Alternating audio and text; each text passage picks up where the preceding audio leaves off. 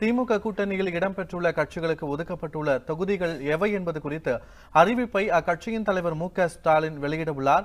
இது குறித்தான முழு விவரங்களை வழங்குவதற்காக எமது செய்தியாளர் ஜெயச்சந்திரன் இணைப்பில் இருக்கிறார். வணக்கம் ஜெயச்சந்திரன். திமுக கூட்டணி கட்சிகளுக்கு ஒதுக்கீடு செய்யப்பட்டுள்ள தொகுதிகள் எவை என்ற அதிகாரப்பூர்வ பட்டியல் இன்று வெளியாக உள்ளது. இது குறித்தான விரிவான பதிவு பண்ணலாம். வணக்கம் பத்மநாபன். திமுக கூட்டணியில் இடம்பெற்றிருக்கக்கூடிய காங்கிரஸ் கட்சி நேற்று மாலை ஒப்பந்தத்தில் கையெழுத்திட்டிருக்கிறது. அதன்படி காங்கிரஸ் கட்சிக்கு கன்னியாகுமரி, விருதுநகர், சிவகங்கை, தேனி, திருச்சி, கரூர், கிருஷ்ணகிரி, ஆரணி, திருவள்ளூர் ஆகிய 10 தொகுதிகள் ஒதுக்கப்படுவதற்கான வாய்ப்பு இருக்கிறது.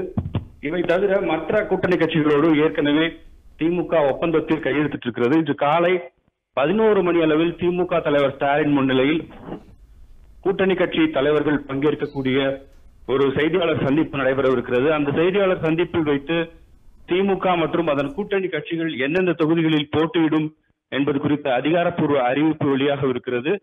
அதற்கு பிறகு தனித்தனியாக அந்தந்த கட்சிகளை சார்ந்த வேட்பாளர்கள் யார் யார் என்பதை அந்தந்த கட்சிகள் அறிவிக்கும்.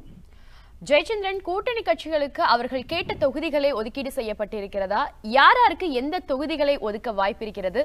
இந்த பட்டியல் எப்போது வெளியிடப்பட இருக்கிறது? இன்று காலை.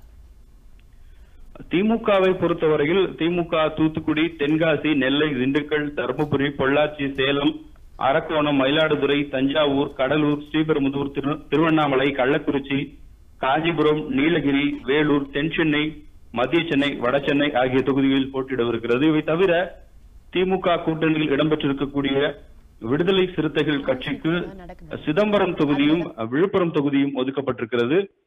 திமுக கூட்டணியில் இடம்பெற்றிருக்கக்கூடிய கொங்கு நாடு மக்கள் தேசிய கட்சிக்கு நாமக்கல் தொகுதி, அதே போல இந்திய யூனியன் முஸ்லீம் லீக்கிற்கு ராமநாதபுரம் தொகுதி, இந்திய ஜனநாயக கட்சிக்கு கள்ளக்குறிச்சி தொகுதி ஒதுக்கப்பட்டிருக்கிறது. இந்த தொகுதிகளில் போட்டியிடக்கூடிய வேட்பாளர்களை அந்தந்த கட்சிகள் தனித்தனியாக அறிவிக்கும். இன்று நடைபெறவிருக்கிற செய்தியாளர் சந்திப்பில் திமுக தரப்பில் இருந்து திமுக தலைவர் ஸ்டாலின் 40 தொகுதிகளையும் எந்தெந்த கட்சிகள் போட்டியிடவிருக்கிறது என்பது தொடர்பான அறிவிப்பை வெளியிட்டிருக்கிறார். அதனைத் தொடர்ந்து திமுக தரப்பில் இருந்து திமுக நேரடியாக போட்டியிடக்கூடிய 20 தொகுதிகளுக்கான வேட்பாளர் பட்டியலை திமுக தலைவர் ஸ்டாலின் வெளியிடுவார். அதன் பிறகு அந்தந்த கட்சிகள் தனித்தனியாக தங்கள் கட்சியினுடைய வேட்பாளர்களை அறிவிக்கும்.